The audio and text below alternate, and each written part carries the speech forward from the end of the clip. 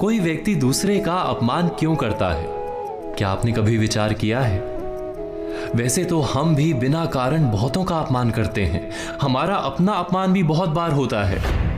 संसार का सारा व्यवहार एक दूसरे का अपमान करने पर टिका है। जैसे पति अपनी पत्नी का अपमान करता है, पिता अपनी संतानों का अपमान करता है, नौकरी देने वाला अपने नौकर का अपमान करता है, अर्थात जो भी बलवान है वो निर्बल का अपमान करता है।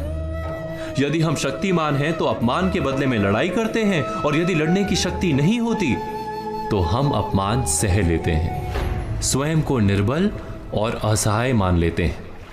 हमें छोटे होने का एहसास होता है। ऐसा प्रतीत होता है जैसे हमारी आत्मा कुचली गई हो।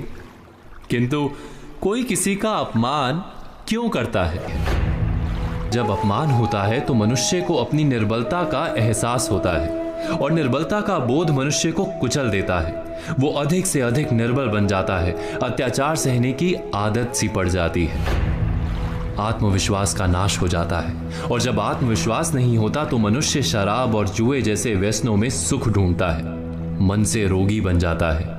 आखिर किसी भी मनुष्य की ऐसी दुर्गति कोई क्यों करता है? अपमान करने वाला वास्तव में क्या सिद्ध करना चाहता है? कभी गहराई से विचार किया है? वास्तव में हम किसी का अपमान करते हैं उसकी निर्बलता सिद्ध करने के लिए, ये बताने के लिए कि हम अधिक शक्तिमान हैं। अर्थात वास्तव में अपमान करने वाला स्वयं अपने आप को शक्तिमान या बलवान सिद्ध करने का प्रयास कर रहा है। अपमान करने वाला हकीकत में अपनी शक्ति से आश्वस्त नहीं है, उसे अपनी शक्ति पर भरोसा नहीं है। दूसरों को चुनौती देकर वो अपनी शक्ति पर विश्वास प्राप्त करने की कोशिश करता है।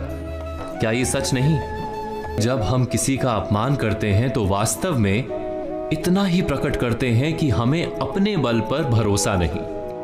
हमें ये संसार एक अविरत संघर्ष प्रतीत होता है, कभी ना रुकने वाली एक जंग सी दिखाई देती है।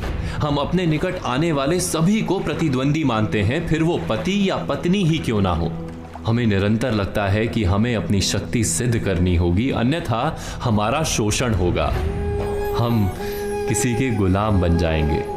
किंतु क्या हमने कभी विचार किया है कि दूसरों को प्रतिद्वंदी अर्थात दुश्मन मानने के बदले कलीग मान लें, हमारी सहायता करने वाले सहयोगी मान लें, अर्थात दूसरे व्यक्ति को प्रेम करें तो उसका अपमान करना आवश्यक ही नहीं होगा। किंतु प्रेम करने के लिए आत्मविश्वास आवश्यक है। जिसे अपनी शक्ति पर विश्वास नहीं, वो प्रेम कर ही नहीं सकता। अर्थात जिसका हृदय आत्मविश्वास से भरा होता है, ना वो अपमान करता है, ना अपमान को स्वीकार करता है। क्या ये सत्य नहीं? इस तथ्य पर विचार अवश्य कीजिएगा।